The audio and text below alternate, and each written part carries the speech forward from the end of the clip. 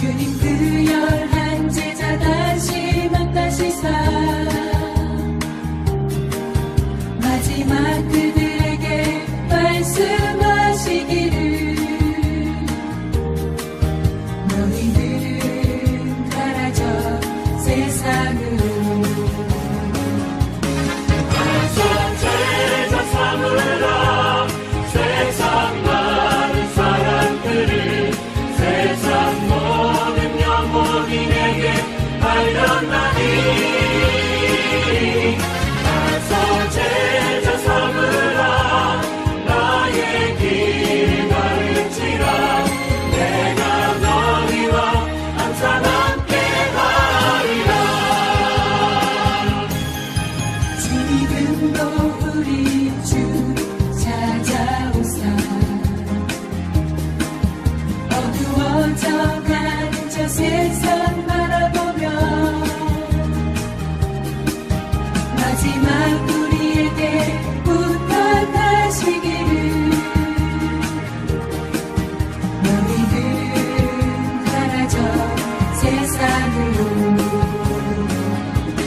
가서 제자 삼으라 세상 많은 사람들을 세상 모든 영혼인에게 알렸나니 가서 제자 삼으라 나의 길을 가르치라 내가 너희와 항상 함께 하리라. 내가 너희와 항상 함께 하리라.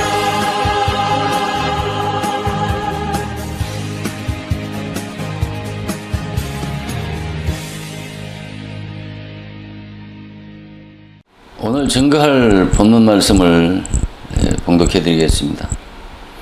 오늘 증거할 본문 말씀은 마태복음 28장 10절 말씀입니다. 마태복음 28장 10절 말씀을 봉독해 드리겠습니다. 이에 예수께서 가라사대 무서워 말라 가서 내 형제들에게 갈릴리로 가라 하라 거기서 나를 보리라 하시니라. 아멘.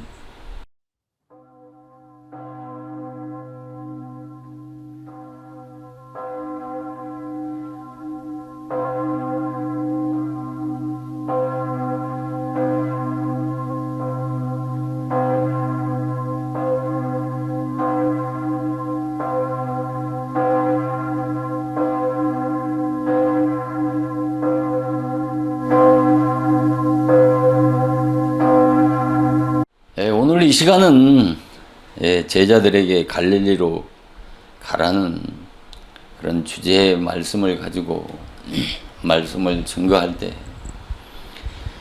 하나님의 진리의 세미한 음성을 듣고 깨달아서 감사와 영광을 하나님께 돌리는 복되고 은혜로운 시간이 되어지기를 주님의 이름으로 축원을 드립니다. 오늘 이 시간은 예수님께서 부활을 하셔서 가신 곳이 바로 이 갈릴리고, 그리고 또 제자들에게 갈릴리로 가라고 말씀을 하셨습니다. 왜 예수님께서 이스라엘 땅에 많은 지역이 있었음에도 불구하고 왜 예수님께서 부활하신 이후에 가장 먼저 갈릴리 지역에 가셨고, 또 왜 제자들에게 갈릴리로 가라고 말씀을 하셨냐는 것이죠. 오늘 이 시간은 이와 관련된 말씀을 상고해 보려고 합니다. 우리가 성경에서 많은 지명이 또 나오지 않습니까? 그 많은 지명 가운데 바로 이 갈릴리를 빼놓고는 성경을 논할 수 없을 만큼 바로 이 중요한 지역이 이 갈릴리입니다. 이 갈릴리는 바로 스불론과 납달리와 이사갈과 이 아셀이 구약시대 때 점령한 지역이 아닙니까? 그리고 예수님께서 태어나신 곳은 바로 베들레헴 아닙니까? 그러나 유아 학살 사건 이후에 이집트에서 돌아와서 성장한 곳이 바로 이 갈릴리 지역인 나사렛에서 성장하셨기 때문에 이 갈릴리 지역인 이 나사렛을 예수님의 제2의 고향이라고 하지 않습니까? 그리고 예수님께서 이 갈릴리에서 공생애를 시작하셨을 뿐만 아니라 이방 사역의 출발지가 또한 이 갈릴리 지역이었습니다. 그리고 예수님께서 33번의 이적을 행하셨는데 바로 24번이 이 북이스라엘인 갈릴리 지역을 중심으로 해서 이적을 행하셨습니다. 그리고 12 사도들 가운데 바로 가룟 유다만을 빼고 11 사도들이 바로 이 갈릴리 지역에서 부르셨습니다. 그래서 지금 봉독해드렸던 이 마태복음 28장 10절 말씀은 이에 예수께서 가라사대 무서워 말라 가서 내 형제들에게 갈릴리로 가라 하라 거기서 나를 보리라. 이 말씀은 그 막달라 마리아가 안식구 첫날에 무덤을 찾으셨을 때 천사가 나타나서 예수님을 보고자 하면 갈릴리로 가야 한다라고 이렇게 말을 했을 때 그때 부활하신 예수님이 바로 마리아 앞에 현현하셔서 하신 말씀이 마태복음 28장 10절 말씀입니다. 이에 예수께서 가라사대 무서워 말라 가서 내 형제들에게, 내 형제들이라고 하는 것은 사도들 뿐만 아니라 구원받은 그리스도인들 전체를 바로 형제들이라고 이렇게 말씀하시는 거 아니겠습니까? 형제들에게 갈릴리로 가라 하라. 거기서 나를 보리라고 이렇게 말씀을 하고 있고, 마태복음 28장 16절에서는 11 제자가 갈릴리로 가서 예수의 명하시던 산에 이르러, 이 말씀은 예수님께서 갈릴리로 가셔서 11 사도들을 만나서 예수님께서 모든 족속을 제자를 삼아서 아버지와 아들과 성령의 이름으로 세례를 주고 내가 너희에게 분부한 것을 지켜 가르쳐 행하게 하라고 하신 그 지상 명령을 선포하신 말씀이 마태복음 28장 16절 이하의 말씀입니다. 자, 그러면 우리가 예수님의 사역의 처음과 시작이 되어질 만큼 예수님의 사역의 중심지가 되었던 이 갈릴리 지역의 어떤 역사적인 배경과 이 환경을, 자연 환경을 좀 살펴봐야 할 필요가 있습니다. 이 갈릴리 지역인 예수님이 성장하셨던 이 나사렛은 산으로 쌓여져 있고, 또 아주 땅이 척박한 그런 모래 땅이라고 합니다. 그리고 풍습이 추잡하고, 또 사람들이 무식해가지고 인계천시하는 지역이 이 갈릴리 지역이었습니다.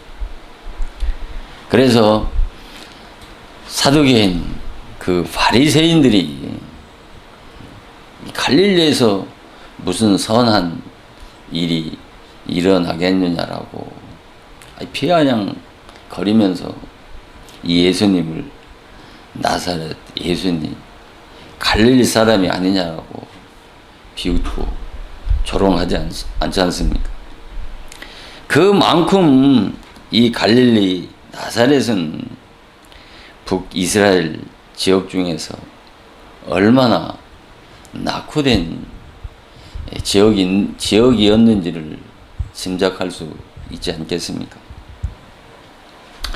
우리가 이 갈릴리의 역사적 배경을 통해서 이 갈릴리 지역이 어떠한 곳이었다고 하는 것을 살펴보게 되면, 이와 같은 갈릴리 지역이 얼마나 낙후된 땅이었다고 하는 것을 우리가 더 깊게 짐작할 수 있는 말씀이 바로 여기 왕상 9장 11절 이하의 말씀을 보시면, 갈릴리 땅 성읍 20을 히람에게 주었다고 이렇게 말씀을 하고 있고, 왕상 9장 13절을 보면 이르기를 나의 형이여. 그러니까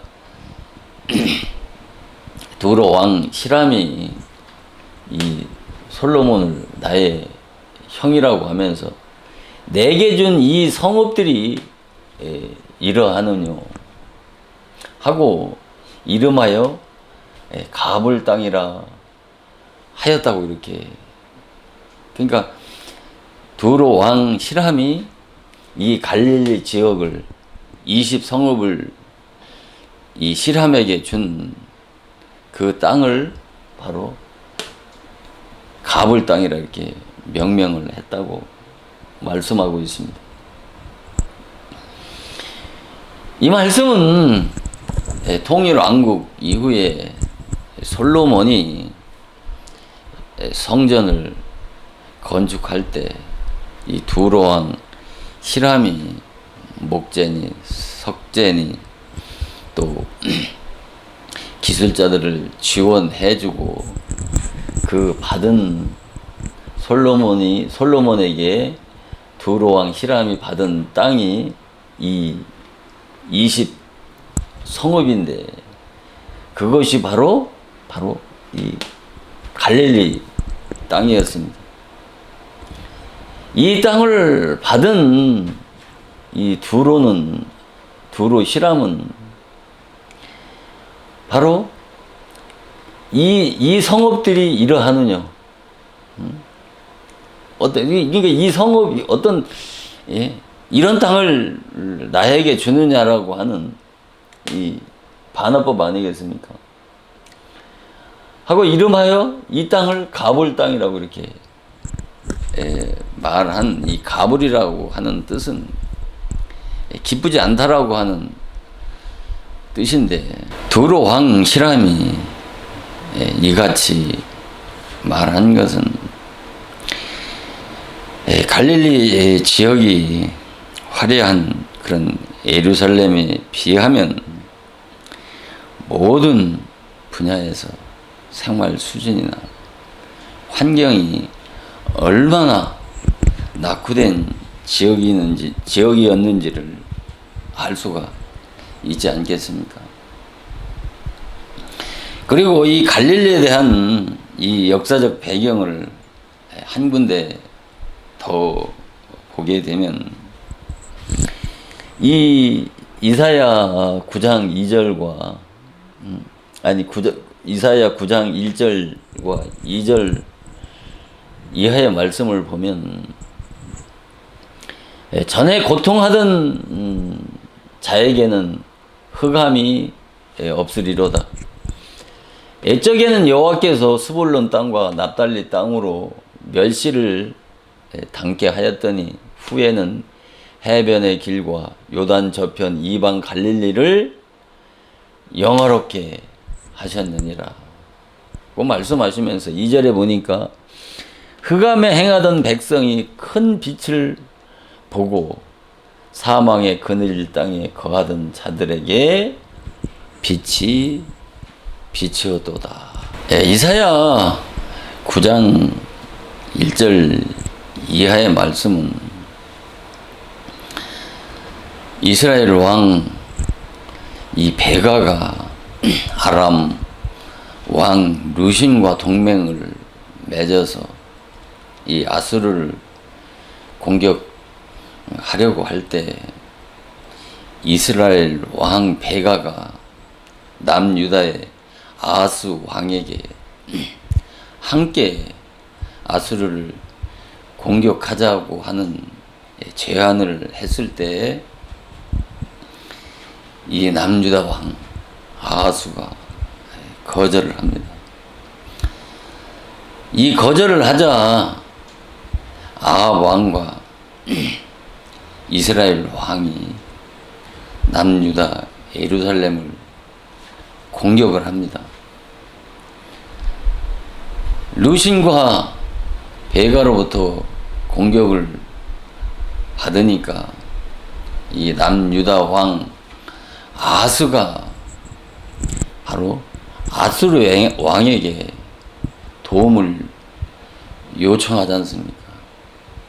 그 도움을 요청하는 아하스 왕에게 쾌히 승낙을 하게 되고, 이 아수르 왕이 어디를 공격하냐면은 북 이스라엘을 공격해서 뺏은 땅이 바로 이 갈릴리 지역입니다. 그 말씀이 이 왕하 15장 29절 이하의 말씀에서 나옵니다.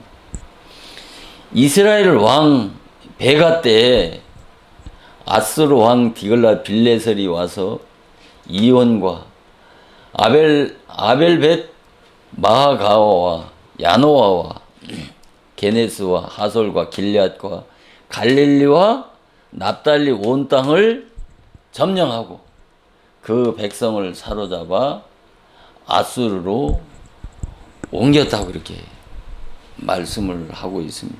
이사야 9장 1절 이하의 이 하반절을 보면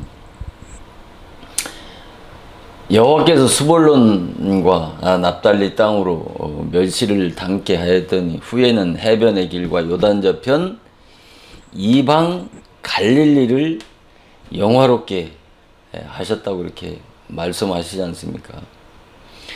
왜 갈릴리를 이방 갈릴리라고 말씀하고 있느냐면은 바로 그 왕하 15장 29절에서 그 이스라엘 왕 그 베가 때에 아수르 왕 디글랏 빌레셀이 그 북이스라엘을 침공해서 바로 그 갈릴리와 납달리 온 땅을 점령하고 그 백성들을 포로로 잡아갔을 뿐만 아니라 바로 그 갈릴리 자국민들을 이 갈릴리 지역에 이주시켰을 뿐만 아니고 또 바벨론에게 침입을 받을 때도 자국민들을 이곳에 갈릴리 지역에 이주시킴으로 인해서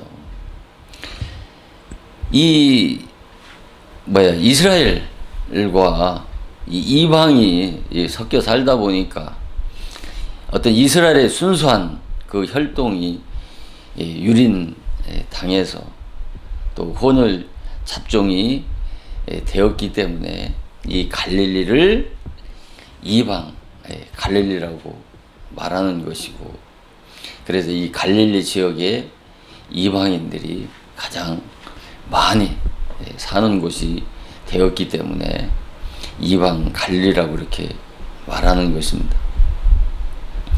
그리고 이사야는 이 땅을 뭐라고 말씀합니까? 흑암에 행하던 백성이 큰 빛을 보고 사망의 그늘질 땅에 거하던 자에게 빛이 비쳤다고 이렇게 말씀을 하고 있지 않습니까? 이사야는 흑암과 고통하는 이 갈릴리 땅을 하나님이 어떻게 하신다고요? 영화롭게 하신다고 이렇게 말씀을 하셨지 않습니까? 또 그렇게 예언하셨지 않습니까? 이 예언은 역사적으로는 예수님이 갈릴리 지역에서 공생의 사역으로 성취되어진 것이고, 그러나 신약시대의 영적 이스라엘인 우리들에게는 영적으로 성취돼야 되는 말씀입니다. 그래서 아수르 왕 이 디글랏 빌레셀과 두로 왕 히람을 이 갈릴리 이 지역에 붙이신 것을 이 구속사적인 관점으로 봐야 신약 시대에 사는 이 영적 이스라엘에게 성취될 예언이라고 하는 것을 깨달을 수가 있는 것입니다. 북이스라엘 갈릴리가 아수르와 두로에게 붙이신 그 아수르 왕 디글랏 이 빌레살과 두로 왕 히람은 바로 사단 마귀를 상징하는 것입니다. 왜 두로 왕과 아수르 왕을 사단 마귀라고 하느냐면은 바로 우리가 에레미야 8장 17절에 보면 뱀과 독사를 너희 중에 보내리니 그 뱀과 독사가 너희를 물리라고 하는 이 에레미야 8장 17절 말씀은 바로 바벨론 왕 느부갓네살 왕을 여기서 뱀과 독사라고 말씀하는 것이고, 그 뱀과 독사가 너희를 물리라고 하는 것은 바벨론 왕 느부갓네살 왕이 남유다 백성들을 포로로 잡아갈 것을 바로 너희를 물리라고 이렇게 말씀을 하는 것입니다. 그래서 구약 성경에 나오는 적 그리스도 국가의 왕들은 영적으로 이 사단 마귀를 상징하는 것입니다. 왜 이같이 말씀을 하느냐면은 이스라엘의 그 역사를 보면 이스라엘 민족이 범죄를 하게 되면 하나님께서 어떻게 하십니까? 분명히 이 심판하고 이 징계를 하지 않습니까? 이 심판과 징계를 누가 합니까? 하나님이 직접 하십니까? 그렇지 않잖아요. 바로 이 이방 나라를 들어서 이스라엘 백성들을 심판하고 징계하지 않습니까? 그러면 이 이스라엘 민족이 회개하고 하나님께 돌이키면 하나님이 이 이스라엘 민족을 긍휼히 여기셔서 바로 이 이방 나라에 손아귀해서 해방시키시고 구원하시지 않습니까? 그래서 이스라엘의 역사는 바로 이 심판과 회복, 심판과 회복의 반복의 역사인 것입니다. 이게 이스라엘의 역사인 것이죠. 이것은 신약 시대에 구약은 신약의 모형과 그림자이지 않습니까? 또 율법은 복음의 그림자인 것처럼 바로 구약 역사를 구약 역사로만 보면 별다른 중요한 진리를 발견하기 어렵습니다만은, 그러나 이 구약 역사를 통해서 그 구약 역사의 그 모형과 그림자가 신약의 말씀을 통해서 실체와 본체로 깨달아서 이해하게 되면 구약의 하나님의 구원 경륜 섭리나 신약의 하나님의 구원 경륜 섭리가 내용적으로는 똑같이 일치하는 것을 깨달을 수가 있는 것이죠. 그러니까 이스라엘 민족을 심판과 회복의 역사라고 한다면 신약의 영적 이스라엘인 우리들 또한 이 심판과 회복의 역사의 반복이라고 하는 것을 깨닫고 이해를 해야 되는 것입니다. 그것이 무엇이냐면은 바로 성경의 중심 주제인 바로 이 율법과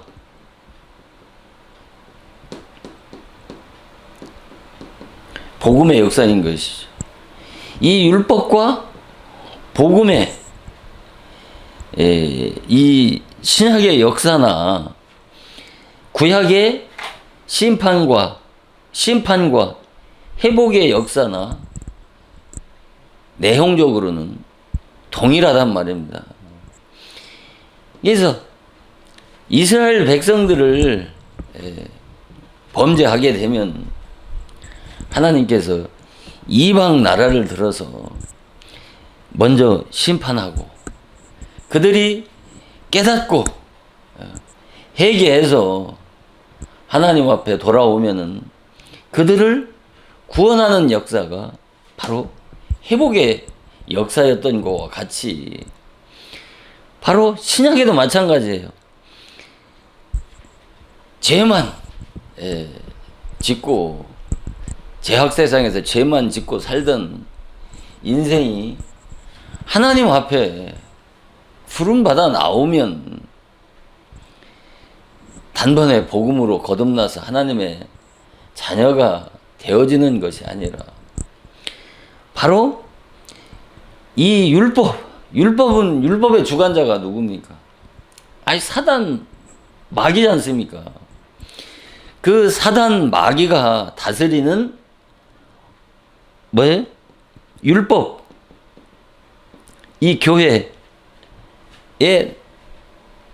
들어가서 바로 이 율법 교회에서 그 사단 마귀의 종인 누구예요?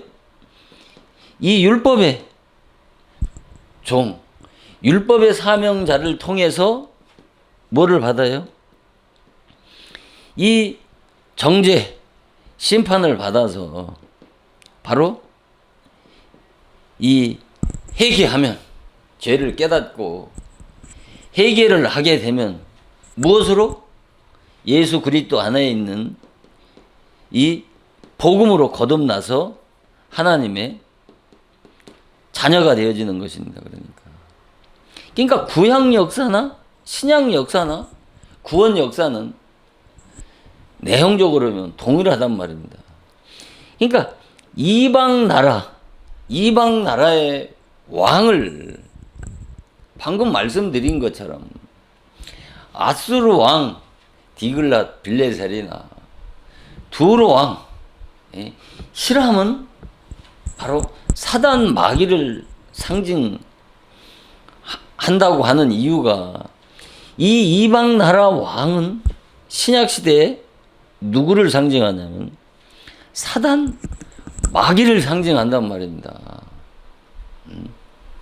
그러니까 예레미야 8장 17절에서 그 뱀과 독사를 이 남유다 이스라엘 백성들에게 보내겠다고 한 그 뱀과 독사가 바벨론 왕 느부갓네살을 말씀하는 것이란 말입니다. 그러니까 그래서 뱀과 독사는 뭐예요? 사단 마귀를 상징하는 것 아닙니까? 계시록 12장 9절에 용이 내어 쫓기니 앱뱀 곧 사단이라고도 하고 마귀라고도 하는 이 사자일체 용, 뱀, 사단, 마귀 이 사자일체는 바로 동일한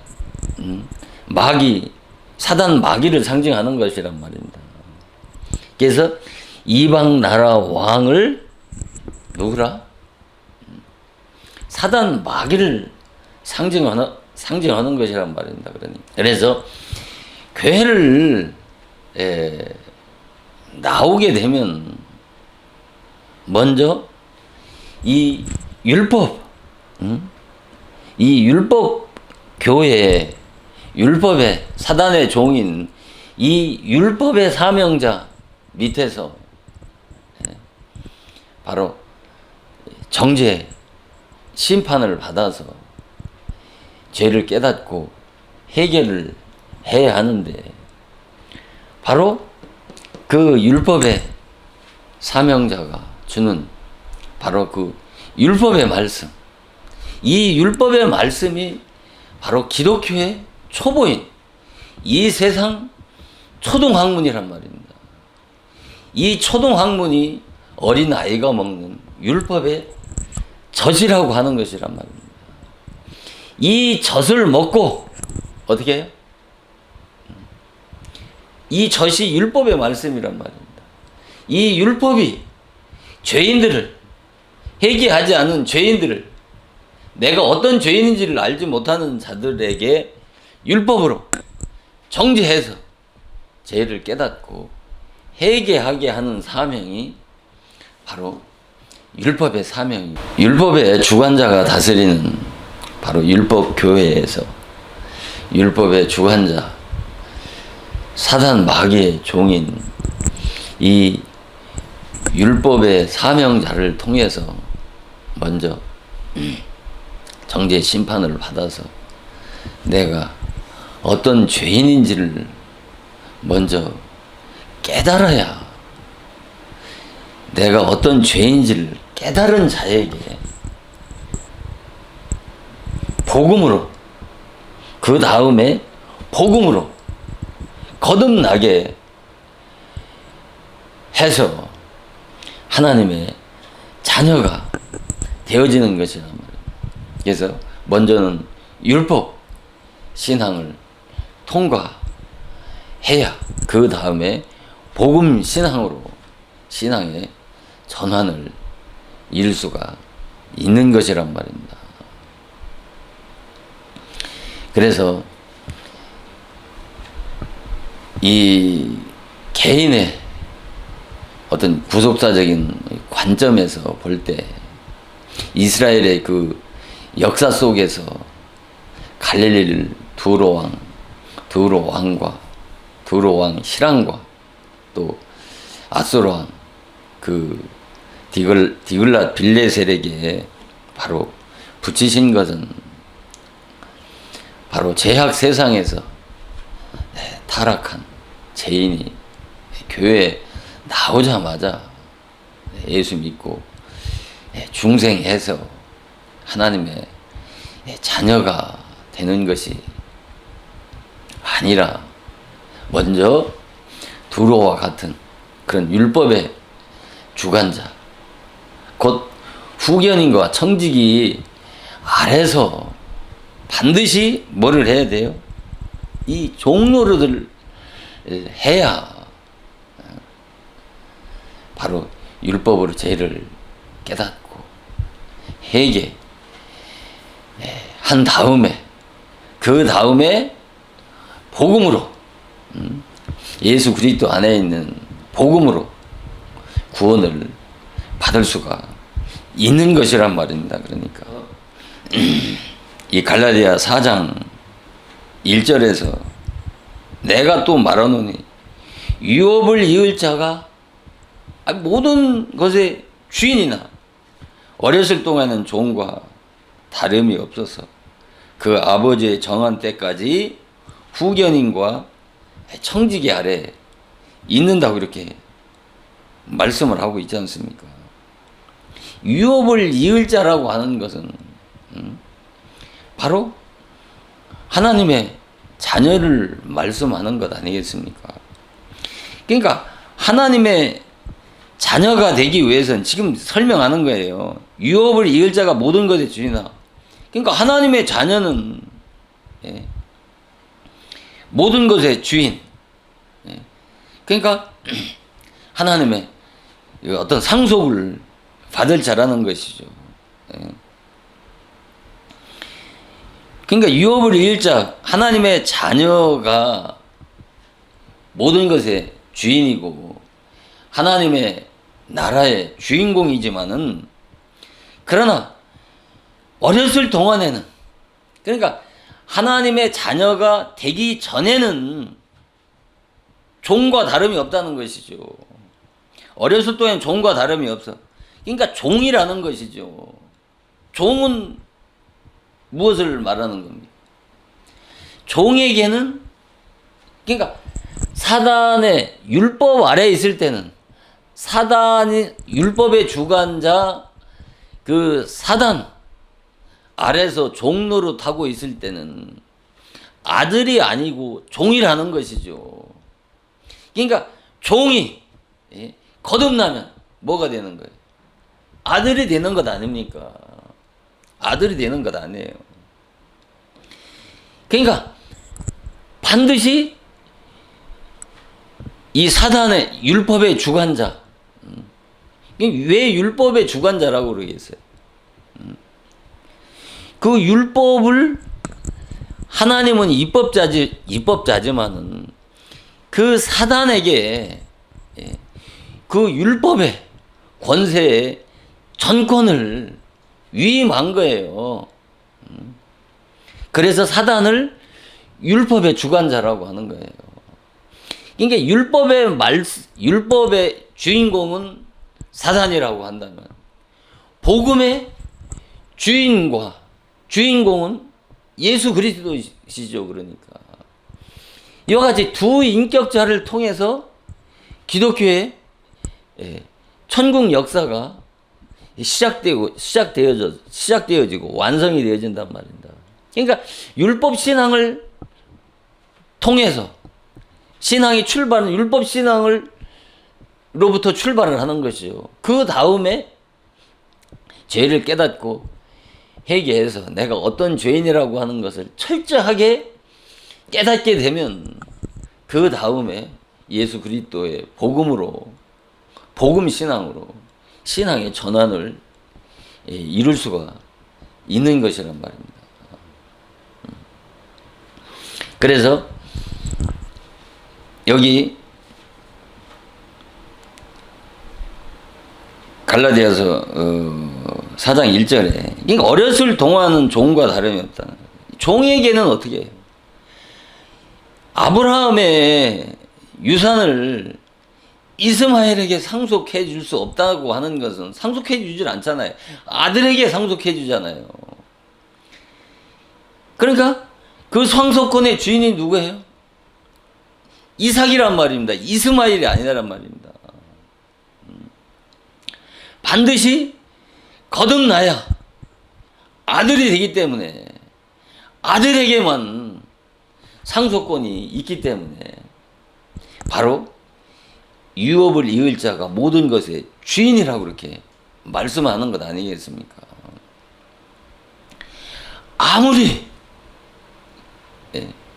그 이스마엘이 주인 아브라함을 위해서 아무리 애쓰고 힘쓰고 온갖 뭐 뼈를 빠지게 일을 해도 쌍만을 받는 것이지 아브라함의 모든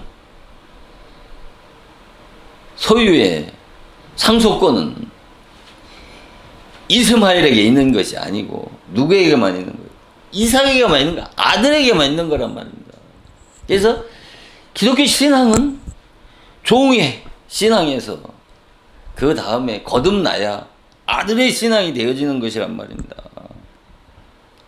그래서 아버지의 정한 때까지 후견인과 청지기 아래에 있단 말이야. 아버지의 정한 때까지 하나님의 정한 시간이 뭐예요? 크로노스의 시간이 아니고 카이로스의 시간인데 그 카이로스의 시간은 하나님의 시간이란 말입니다. 왜 하나님의 시간이냐? 하나님의 작정한 때가 있단 말입니다. 그 때가 뭐예요? 역사적으로는 예수 그리스도가 오셔야 율법 시대가 끝이 난단 말입니다.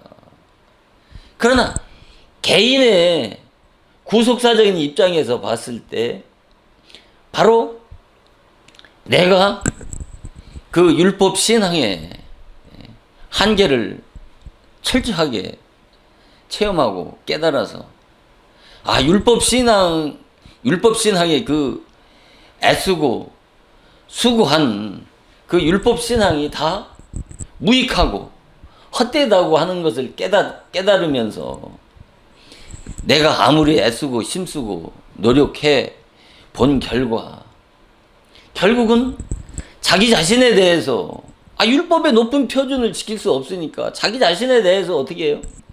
절망하고 좌절할 수밖에 없는 것이죠. 자기 자신에 대해 절망하고 좌절한다고 하는 것은 뭐예요? 결국은 죄인으로 드러나잖아요.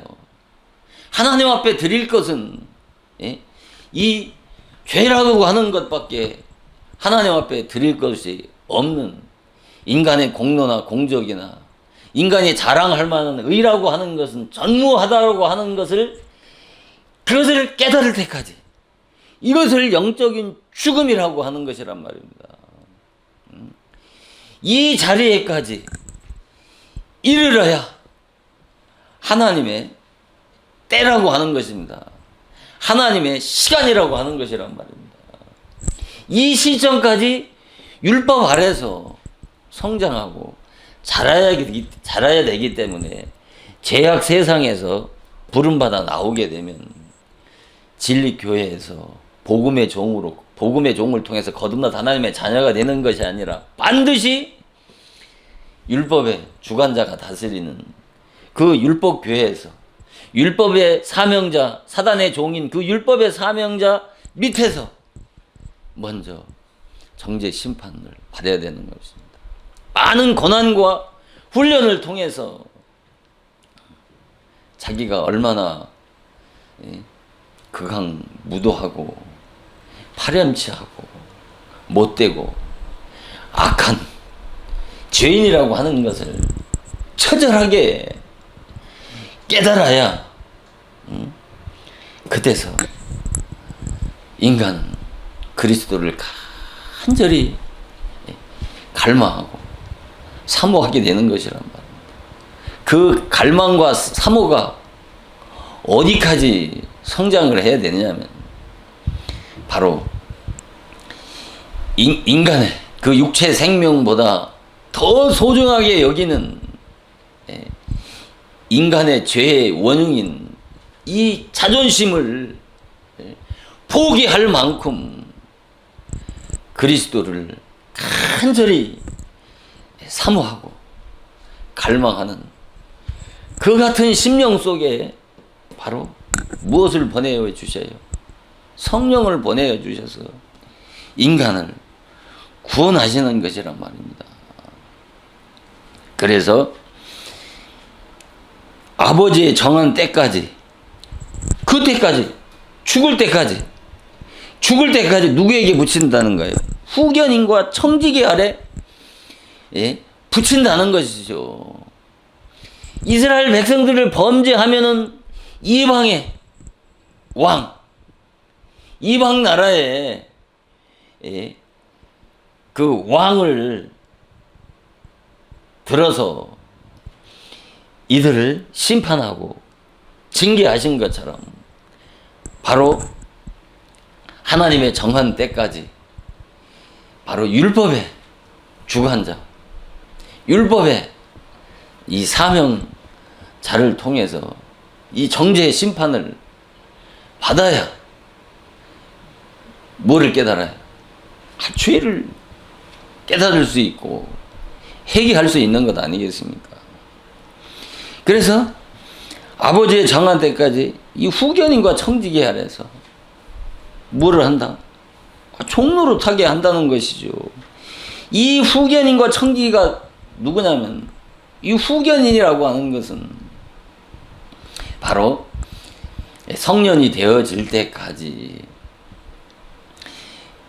지도하고 다스리는 자를 이 후견인이라고 말하고, 또 청지기라고 하는 것은 주인의 재산을 관리하는 자를 후견이라 청지기라고 하는데, 그래서 사단 마귀는 하나님이나 대적을 하게 해서 하나님을 대적하고, 창조주 하나님을 대적할 수 있는 그런 피조물이 어디 있습니까? 그러니까 대적한다라고 하는 것은 율법신앙과 복음신앙의 그 관계성을 말하는 거예요.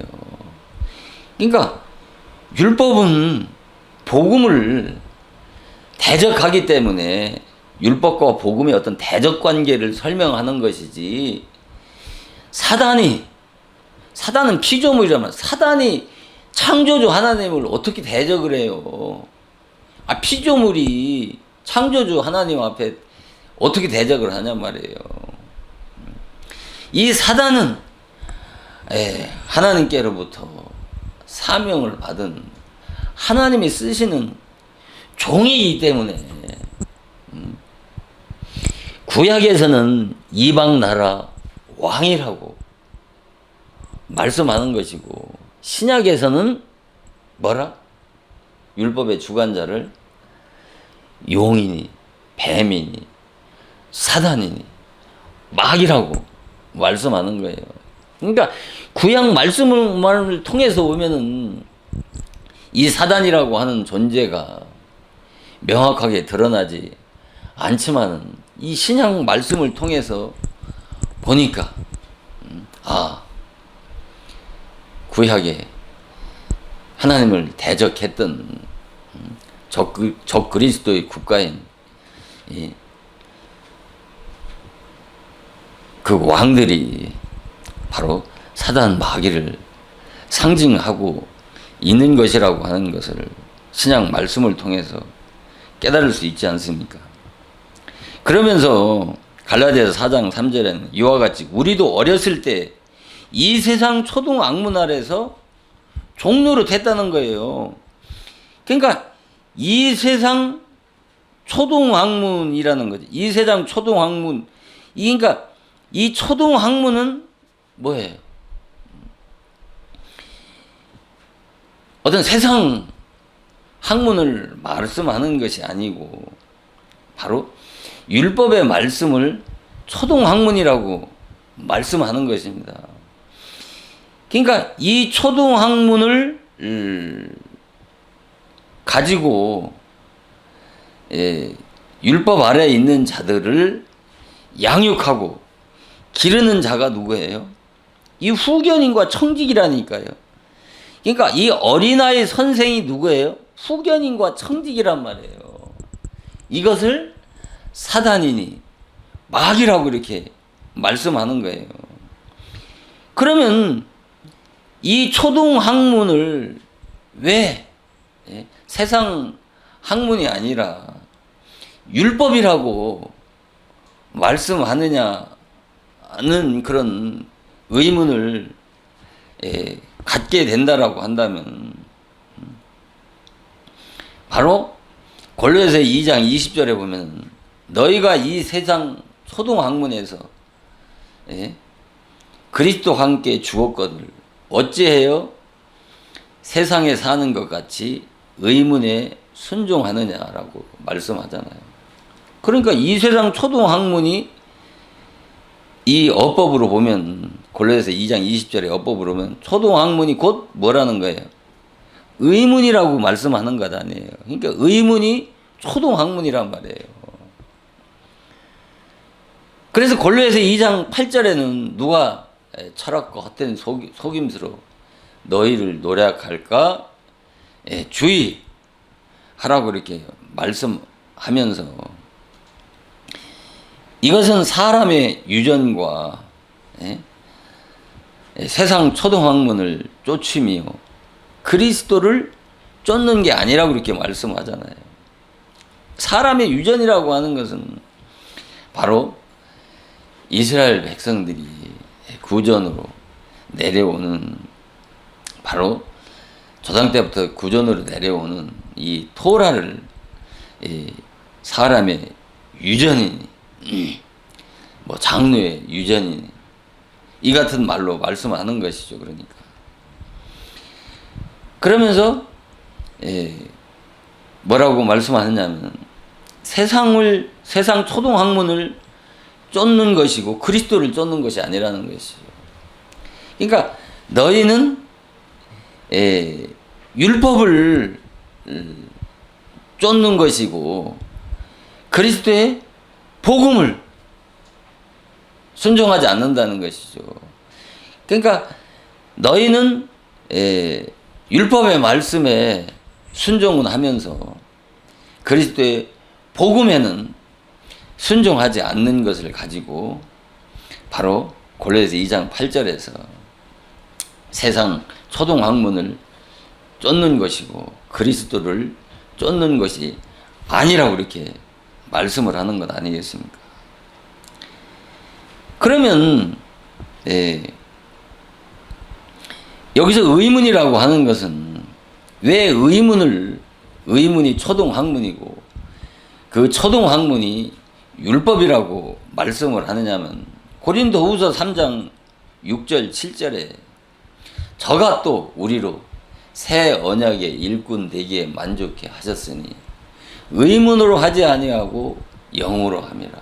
의문은 죽이는 것이고 영은 살리는 것이라 이렇게 말씀하시지 않습니까?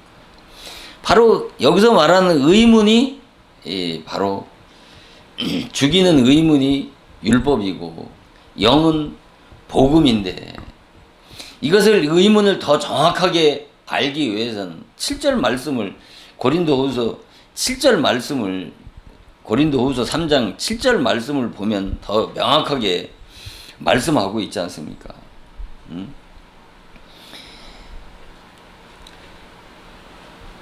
돌에 써서 새긴 죽게 하는 의문의 직분도 영광이 있어 이스라엘 백성들이 없어질 영광으로 인하여 모세의 얼굴을 주목하지 못하였다고 이렇게 말씀하고 있는 이 돌에 써서 새긴 죽게 하는 의문의 직분, 이 돌에 써서 새겼다고 하는 것은 하나님께서 모세에게 그 돌에 써서 새겨서 준 바로 십계명을 말씀하는 거예요. 이 십계명을 뭐라?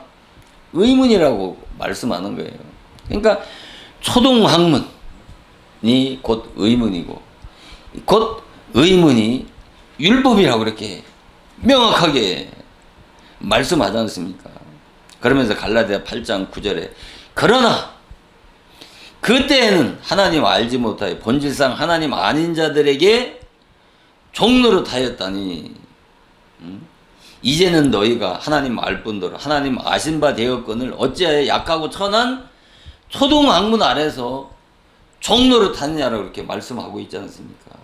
그때라고 하는 것은 뭐예요?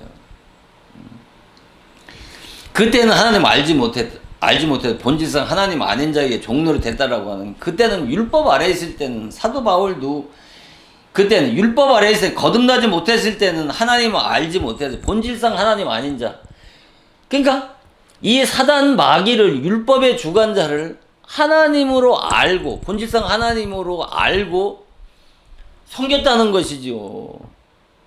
그러니까 누구나가 거듭나지 못한 자들은 이 땅의 아비, 이 사단 마귀를 하나님으로 섬기면서 거기서 종노릇하고 있으면서 그 사단 마귀를 하나님으로 알고 거기서 하나님 알고 사단 마귀를 섬기고 종노릇 하고 있는데, 오늘날 기독교인들의 거의 대부분이 바로 이 사단을, 땅의 아버지를 뭐로 한다? 하나님을 알고 믿고 있다니까요. 이것을 언제 깨닫느냐? 바로 복음 신앙 안으로 들어와야, 사도 바울과 같이 사도 바울이 복음으로 거듭났을 때 그가 깨닫고 나니까 지금 갈라디아서 4장 1절, 2절, 3절 말씀에서 이와 같이 우리도 어렸을 때는 이 세상 초동학문 아래서 종노릇하고 있었다고 이렇게 분명하게 말씀하잖아요. 지금은 신약시대니까 예수를 믿으니까 이건 구약시대에 사는 이스라엘 백성들에게만 국한되어진 말씀이라고 착각하면 안 된다니까요. 이스라엘 백성들에게 율법이 필요했던 것은 왜 필요했겠습니까? 그들이 죄를 깨닫고 회개해서 구원이 필요한 죄인이라고 하는 것을 깨닫기까지는 율법이 필요하기 때문에 그들에게, 이스라엘 백성들에게 율법을 주었던 것처럼 이방인들 똑같다니까요. 세상에서 죄악 세상에 죄만 짓고 살던 죄인이 교회 나오자면 예수 믿고 거듭나서 하나님의 자녀가 되는 게 아니라 이스라엘 백성들과 같이 어떻게 해요? 먼저 모세의 율법을 통해서 먼저 모세의 율법을 받아야 된다니까요. 그 다음에 그 복음의 실체인 예수 그리스도를 1500년 후에 보내어 주시잖아요. 그리고 나서 어떻게 해요? 그 복음의 실체인 예수 그리스도를 보내어 주셔서, 예. 그래서 이스라엘 민족이 구원은 민족적 구원이지만 그 민족적 구원의 역사는, 예, 기독교의 구원 역사가 그런 민족적 구원의 역사가 아니라 철저한 개인 구원의 역사라니까요. 먼저 사마리아 땅끝까지, 예, 율법적 회개 복음이 증거되어야 되는 거예요. 이스라엘 민족에게 먼저 율법을 주시고 나서 그 약속의 실체인 예수 그리스도를 보내어 주셔서 예수님이 잃어버린 영혼들을 찾아서 한 사람 한 사람을 찾아서 구원하시잖아요. 그러니까 개인 구원이란 말이에요. 개인 구원의 역사라니까요. 예? 이스라엘 민족을 먼저 율법을 주신 것처럼 율법적 회개 복음이 사마리아 땅끝까지 전파되어진 다음에 그 율법을, 그러니까 이스라엘 민족들 가운데 율법을 받은 자들 가운데, 예, 율법을 통해 죄를 깨닫고 회개해서 구원이 필요한 죄인이라고 하는 것을 깨달은 자 가운데 그리스도를 간절히 사모하고 찾는 그런 바디메오나 무슨 삭개오나 가나안 여인과 같은 그런 잃어버린 영혼들을, 예, 예수님이 한 사람 한 사람을 찾아가셔서 구원하시잖아요. 그래서 기독교의 구원은 철저하게 개인 구원의 역사라는 말씀이 이 때문에, 예, 말씀을 드리는 것이란 말입니다. 그러니까 이스라엘 민족과 같이, 예, 전체의 구원이 기독교의 구원의 역사가 아니고 철저한 개인의 구원의 역사라고 하는 이유가 바로 이 때문이란 말입니다. 그래서 갈라디아 3장 23절에 그래서 갈라디아 4장 8절 9절에 하나님 알지 못해 본질상 하나님 아닌 자들에게 종로를 탔다고 하면서 이제 너희가 하나님 알 뿐다 아신 바 되었거늘 어찌하여 약하고 천한 초동학문 아래에서 종로를 타느냐. 그러니까 초동학문 아래에서 종로를 타지 말고 그리스도 앞으로 나오라고 하는 거예요. 어떤 자들에게 율법 아래에서 죄를 깨닫고 회개한, 구원이 필요한 죄인이라고 하는 것을 깨달은 그 잃어버린 영혼들에게 복음 앞으로 나오라고 말씀하시는 것이란 말입니다. 그래서 예수님이 갈라디아 3장 23절에 믿음이 오기 전에는 우리가 율법 아래 매인받고 계시될 믿음의 때까지 갇혀 있다고 이렇게 말씀해요. 그러니까 믿음이 오기 전까지는 우리가 율법 아래 다 매여 있는 거예요. 그러니까 믿음은 받는 것이란 말입니다. 성령이 오실 때 성령이 우리 안에 오셔야 믿음을 받는 것이고, 성령이 오셔야 바로 예수 그리스도가 나의 구주가 되고 나의 생명의 주가 되어진다라고 하는 것. 내 죄를 위해서 십자가에서 죽으실 때 내 죄가 깨끗이 씻어진 사실과 또 예수님의 죽으심이 나의 죽으심이라고 하는 것이, 이 사실이 예수 그리스도의 구속 역사가 이게 믿어지는 것이 지적으로 고백하는 것이, 그것이 구원이 아니라 이것이 참으로 믿어질 때 바로의 책찍과 확정해서 해방을 받아서 사망에서 생명으로 옮긴 바 되어졌다고 하는 이 고백과 체험이 바로 이 계시의 믿음이 성령이 우리 안에 오셔야 믿어지는 것이란 말입니다. 이게 믿어질 때 바로 율법에서 해방받은 자고 율법의 사망의 주관자 세와 사망으로부터 해방받은 자가 되는 것입니다. 그러니까 이것을 깨달았을 때 내가 참 자유함을 얻게 되는 것이고 이런 자가 바로 죄 없는 그리스도의 형상을 닮은 하나님의 자녀가 되어지는 것이란 말입니다. 그러니까 그래서 계시의 믿음의 때까지 다 가요. 믿음이 그러니까 계시의 믿음이라고 하는 것은 계시라고 하는 것은 열어 보여주신다는 거 아니에요. 그러니까 믿음을 위로부터 받아야 그 믿음이 계시의 믿음이란 말입니다. 그래서 계시의 믿음이라고 하는 거예요. 율법의 믿음이 있고 계시의 믿음이 있단 말입니다.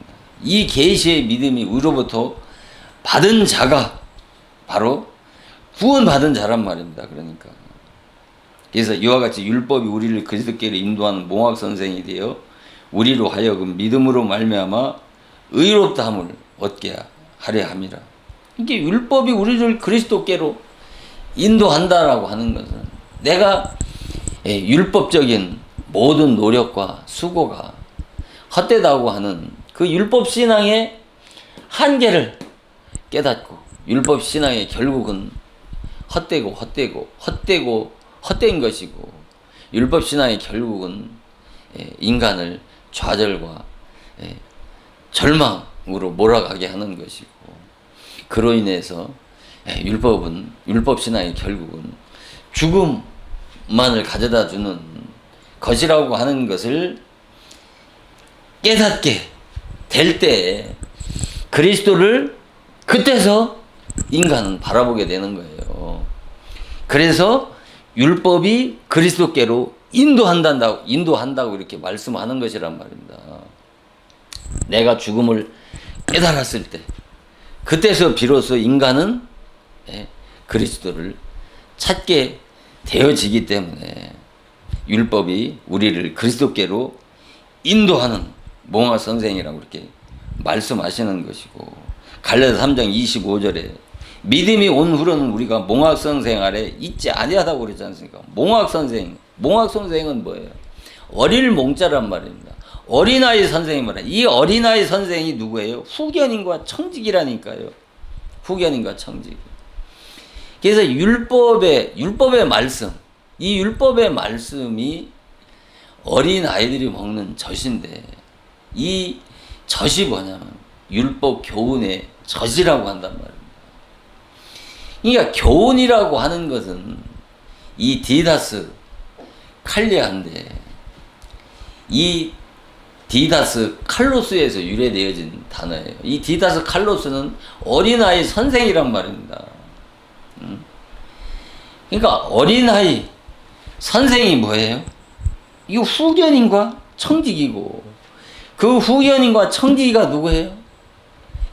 사단 마귀란 말입니다. 전부 다 이 사단 마귀에게 종로로 타고 있으면서 하나님의 자녀가 돼서 이 세상 보이는 물질적인 축복이나 각종 은사나 기적이나 이적을 체험하면 이것이 다 하나님이 주신 것이라고 착각을 하고 있는 거예요. 눈에 보이는 것은 다 누구가 주는 거예요? 이 세상 임금인 사단 마귀가 주는 거라니까요. 그러나 보이지 않는 영적인 복은 진리는 바로 예수 그리스도를 통해서 주어지는 것이라니까요. 눈에 보이는 이상 보이는 이 물질적인 축복은 이 세상을 주관하고 다스리는 이 세상 임금 사단 마귀가 주는 것이고, 보이지 않는 내세의 축복은 예수 그리스도를 통해서 주시는 것이란 말입니다. 이 좌우를 분별을 해야 된다니까요. 이것을 분별하기 위해서는 이 복음 율법 신앙에서 복음 신앙으로 돌아와야 그때서 깨닫지. 율법 신앙 아래에 있을 때는 그것이 율법 신앙 안에서 주어지는 그 축복을 그것이 전부라고 생각한다니까요. 그 안에 있는 것을 구원받았다고 생각을 한다니까요. 그래서 정죄의 직분도 영광이 있다고 그러잖아요. 정죄의 직분도 영광이 있지만은 의의 직분은 그 영광이 더 넘치리라고 이렇게 말씀하시잖아요. 그러니까 정죄의 직분이 뭐예요? 인간의 죄인들을 정죄하고 심판하는 것이 정죄의 직분인데, 이 정죄의 직분이 바로 율법의 직분을 말하는 거예요. 율법의 사명을 말하는 것이란 말입니다. 그러니까 율법의 정죄의 직분도 영광이 있단 말이에요. 그 영광은 뭐예요? 눈에 보이는 없어질 영광이라니까요. 그래서 영광되었던 것이 더 큰 영광으로 말미암아 영광될 것이 없다는 거예요. 영광되었던 것이, 그러니까 율법의 영광이란 말입니다.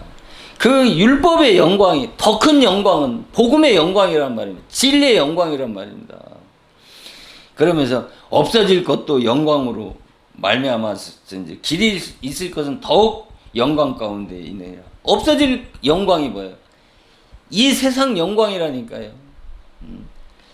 율법의 영광이라니까요. 이것을 받고 이 길이 있을 영광, 의의 직분의 영광, 이 복음의 영광과 혼돈하고 착각을 하고 있단 말입니다. 이거를 분별하지 못한다고 하니까요. 분별하지 못하고 있다니까요. 그래서 이 기독교의 구원은 반드시 이 죽은 자를 구원하는 것입니다. 죽은 자를 구원하는 거예요. 죽은 자는 어떤 자를 죽은 자라고 해요? 율법 아래에서 죽은 자를 구원한다니까요. 율법 아래에서 죽음을 체험한 자를 복음으로 다시 살리는 것이 기독교의 구원 역사란 말입니다. 그러니까 이 사단 마귀가 다스리는 이 율법 교회에서 율법의 주관자 사단 마귀의 종인 이 율법의 사명자에게 율법의 종에게 정죄 심판을 받아서 바로 죽음을 체험해야 된다니까요. 그래서 율법 아래서 죽은 자를 복음으로 살리는 거라니까요. 복음은 죽은 자를 살리는 것이란 말입니다. 죽은 자가 첫 아담의 혈통인 우리가 아담의 그 원죄 때문에 하나님과 단절되어진 것을 죽음이 아니라 그것은 교리적이고 신학적인 얘기고, 바로 이 실질적인 죽음은 바로 이 율법을 통해서 죽음을 체험해 봐야 된다니까요. 율법의 요구대로 살아봐야 죽을 수 있고, 죽음을 깨달아야 내가 죽은 자구나. 예수 그리스도의 생명이 필요한 자구나.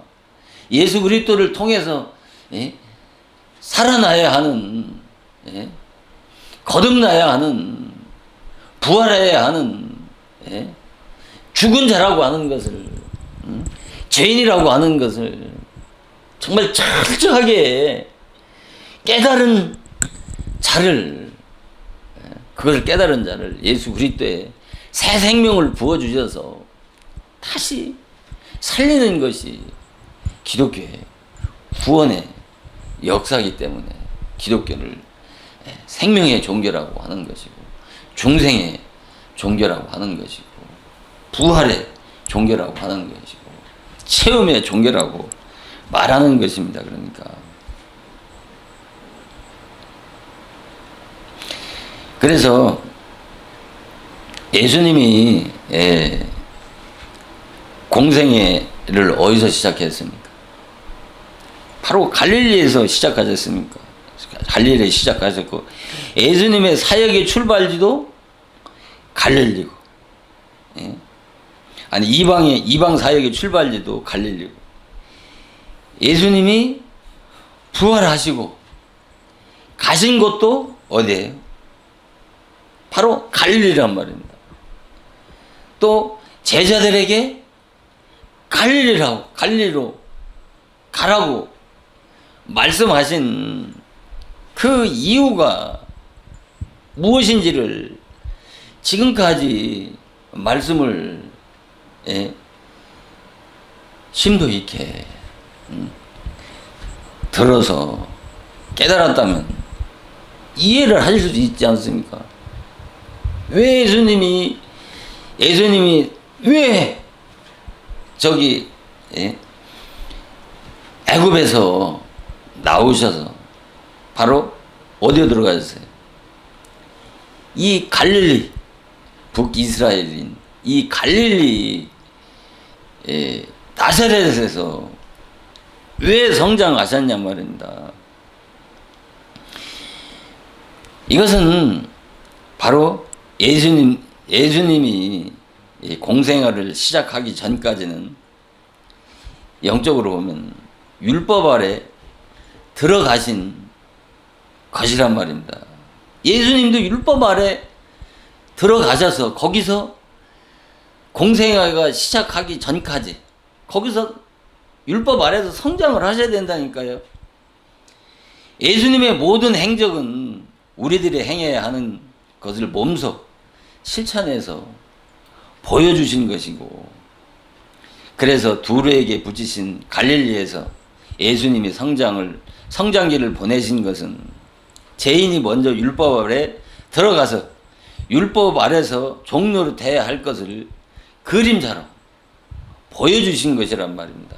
무슨 예수님이 율법이 필요한 죄인이기 때문에 율법 아래 들어가신 것이라는 뜻이 아닌 것입니다. 그러니까 그래서 두로와 또 이 디글랏 빌레셀과 같은 이 죄와 사망의 권세자 사단에게 사로잡혀 있는 자들 가운데 율법으로 죄를 깨닫고 회개한 그 잃어버린 영혼을 구원하시기 위해서 예수님이 어디를 가셨어요?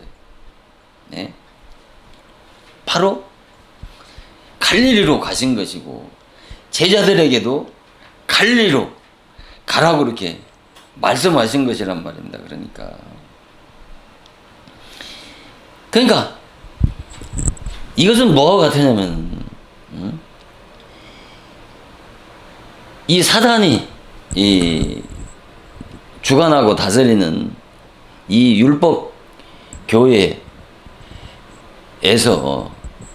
율법으로 이 종로를 타던 자들 가운데 죄를 깨닫고 회개한 자들을 복음으로 다시 구원하시는 것과 똑같은 그 원리로 이해하면 된다니까요.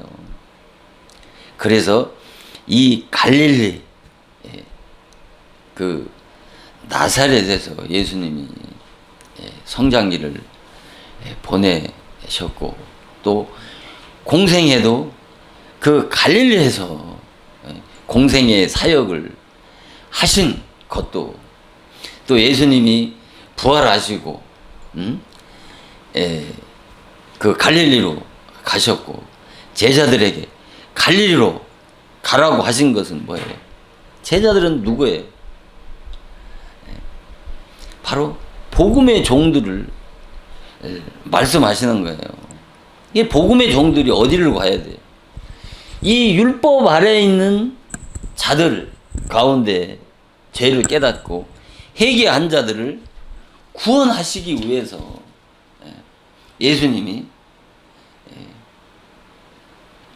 사도들에게 바로 그 갈릴리로 가라고 이렇게 말씀을 하신 것이죠. 그래서 이 말씀을 보시면 마태복음 10장 5절에 예수께서 12를 보내어 명하여 가라사대 이방인의 길로도 가지 말고 사마리아 고을에도 들어가지 말고 차라리 이스라엘 집에 잃어버린 양에게로 가라고 이렇게 말씀하시잖아요. 이스라엘 집에 잃어버린 양에게 가라고 하는 것은 율법을 받은 먼저 율법을 받은 유대인들 가운데 복음을 받을 수 있도록 준비된 그 잃어버린 영혼들에게 복음의 종 사도들을 보내어서 구원하실 것이라고 하는 말씀을 이스라엘 집에 잃어버린 양에게 가라는 것이죠. 그러니까 전제가 뭐예요? 율법을 받아. 유대인들은 먼저 율법을 받았잖아요. 그래서 유대인에게서 구원이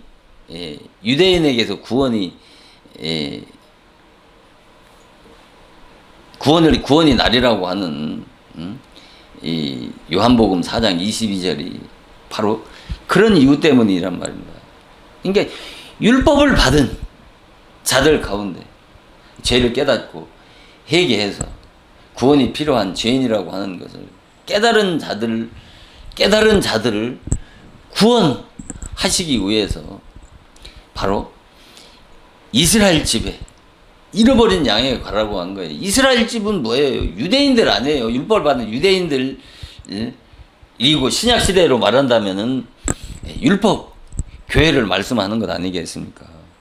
그러면서 사마리아와 이방인의 길로 가지 말라고 하시는 뜻은 율법을 받은 유대인들에 비해서 이방인들은 어떻게 해요? 이방인들은 아니 죄만 짓고 죄악 세상에서 죄만 짓고 사는 이 같은 이방인들에게는 복음의 영광을 수용할 수 있습니까? 없습니까? 수용할 수 없는 것이죠. 내가 회개하지도 않고 어떤 죄인지도 모르는 그런 인간들에게 값없이 거저주시는 그 거룩한 복음의 영광을 수용할 수 있겠습니까? 이것은 뭐와 같으냐면 강도에게 칼을 늘려주는 거와 똑같다니까요. 그래서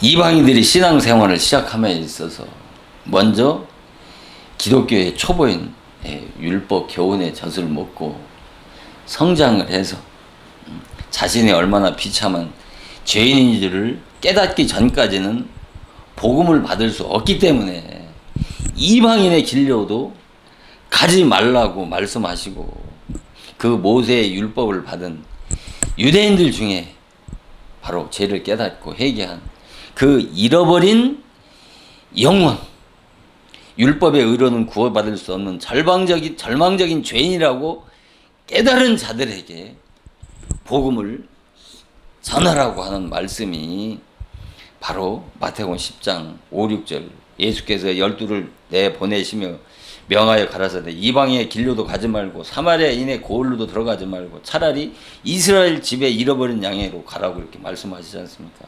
그래서 예수님이 마태복음 15장 24절에 예수께서 대답하여 가라사대 나는 이스라엘 집에 잃어버린 양 외에는 다른 데로 보내심을 받지 않아야 했다고 말씀하시고, 누가복음 19장 10절에 인자가 온 곳은 잃어버린 자를 찾아 구원하러 오셨다고 이렇게 말씀하시잖아요.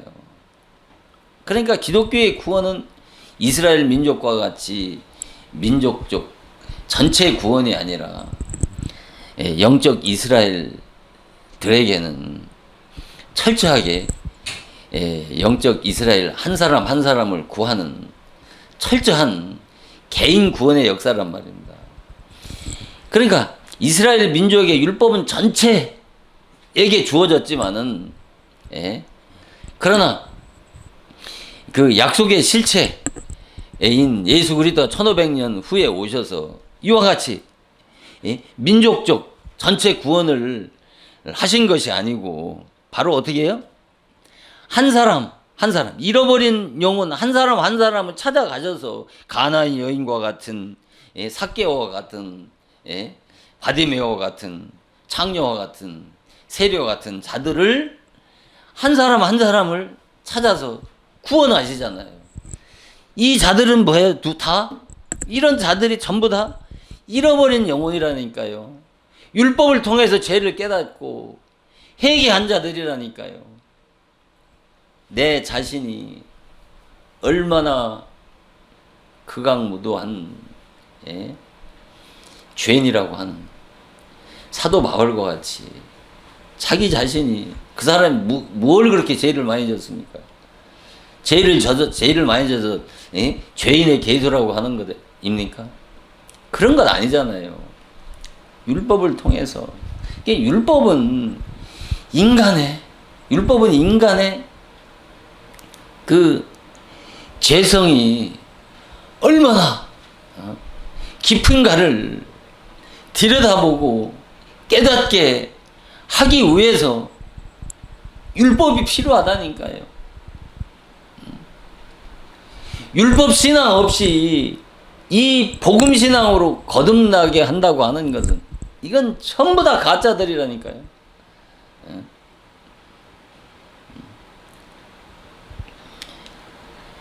바로 어디입니까? 유대인들이 그 바벨론의 포로에, 참 선지자들은 포로에 사로잡혀 가야 할 것을 말씀을 하고 있는데, 거짓 선지자들은 바벨론의 포로에 사로잡혀 가지 않는다는 것이죠. 이것은 영적으로 보면, 오늘날로 말한다면 율법 신앙은 필요 없는 거예요. 2000년 전에 갈보리 십자가에서 성취하시고 완성하신 것이기 때문에 율법은 필요 없고 복음만이 필요하다라고 하는 자들하고 똑같다니까요.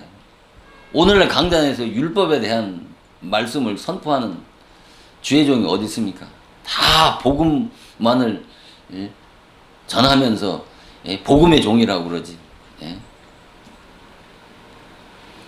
그래서 기독교의 성경의 중심 주제인 이 율법과 복음을 깨닫게 되면 구약과 신약이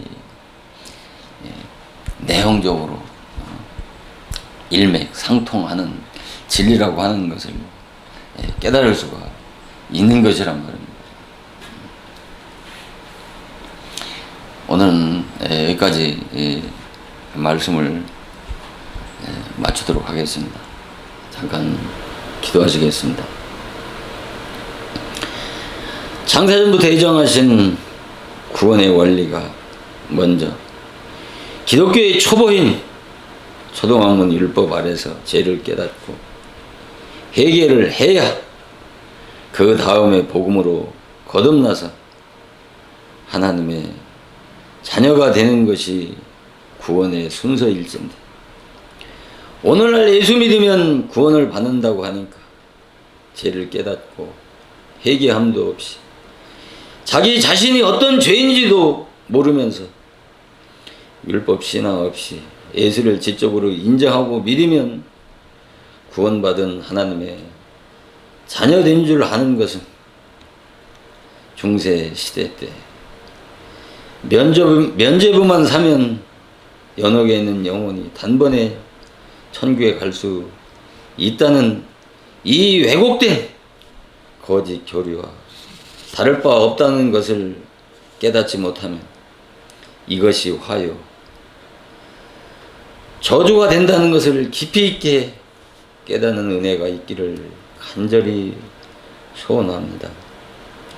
성경의 전체의 중심 주제인 이 율법과 복음을 구분하는 분별력 있는 신앙의 지식을 가지고 신앙생활을 하는 참으로 지혜로운 임마누엘 복된 하나님의 자녀들이 다 되어질 수 있도록 날 구원하여 주시는 우리 주 예수 그리스도의 거룩하신 이름으로 간절히 기도드리옵나이다. 아멘.